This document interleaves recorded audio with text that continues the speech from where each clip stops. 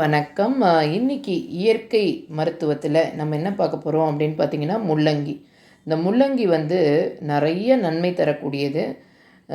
பல வயிறு சம்பந்தமான குடல் நோய்களுக்கு இது மருந்தாக உதவுது.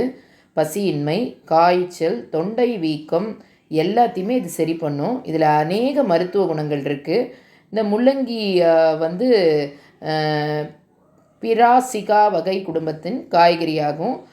இதை வந்து பல பேர் பல விதமாக பல ஊர்களில் இதை வந்து சேலடாக செஞ்சு சாப்பிட்றது, சாம்பாராக செஞ்சு சாப்பிட்றது, இதோடைய இலையை வந்து கூட்டு மாதிரி செஞ்சு சாப்பிட்றது, அதெல்லாம் செய்கிறாங்க. இதில் வந்து முள்ளங்கியினுடைய ஊட்டச்சத்து, இதில் என்ன நியூட்ரிஷன் இருக்குது அப்படின்னு பார்த்திங்கன்னா வந்து அவ்வளோ ஊட்டச்சத்துக்கள் நிறைந்த ஒரு சத்தான காய்கறி. அன்றாட நம்முடைய உணவுகளில் இதை உட்கொள்கிறச்சே நமக்கு வர வந்த மூல வியாதி, உடலில் வந்து அதிகமாக வந்து புரதங்கள், நார்ச்சத்துக்கள் இந்த முள்ளங்கி மூலமாக நமக்கு கிடைக்கும். முள்ளங்கியில் என்ன இருக்குது அப்படின்னு பார்த்திங்கன்னா பொட்டாசியம் இருக்குது, கால்சியம் இருக்குது, இரும்பு இருக்குது, மேக்னீஸ் இருக்குது. இதெல்லாமே தேவையான தாதுக்கள் அத்தனையுமே நமக்கு வந்து அந்த முள்ளங்கியில் இருக்குது. அதை தவிர்த்து விட்டமின் சி இருக்குது. நோய் எதிர்ப்பு சக்தியை வந்து இது வலுப்படுத்தும்.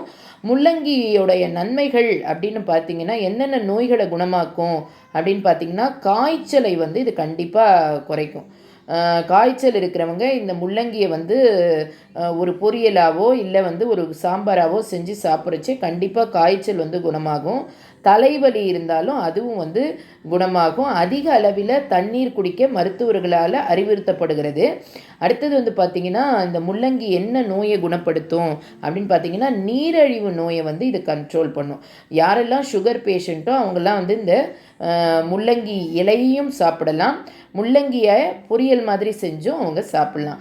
முடியின் தரத்தை வந்து மேம்படுத்தும். ஏன்னா முள்ளங்கி சாப்பிட்டுக்கிட்டே இருக்கிறச்சே வந்து என்ன ஆகுனாக்கா சுமார் 15-20 நிமிடங்கள், அதாவது இதை வந்து ஒரு பேக் மாதிரி நம்ம தலையில் போட்டு மசாஜ் பண்ணி அதை அரைச்சி அதை பேஸ்ட் மாதிரி போட்டு கூந்தலில் இருக்கிற அந்த வேர்கள் எல்லாம் இது வந்து பலப்படுத்தும்.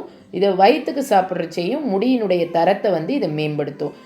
முள்ளங்கியில் வந்து மெயின் பெனிஃபிட் என்ன அப்படின்னு பார்த்தீங்கன்னா மஞ்சக்காமாலை, ஜாண்டிஸுக்கு வந்து பெஸ்ட்டு மெடிசன் இந்த முள்ளங்கி தான். இந்த முள்ளங்கியை வந்து சாப்பிட்டுக்கிட்டே இருந்தால் அதோட இலையில கூட அவ்வளோ மருத்துவ குணங்கள் இருக்குது.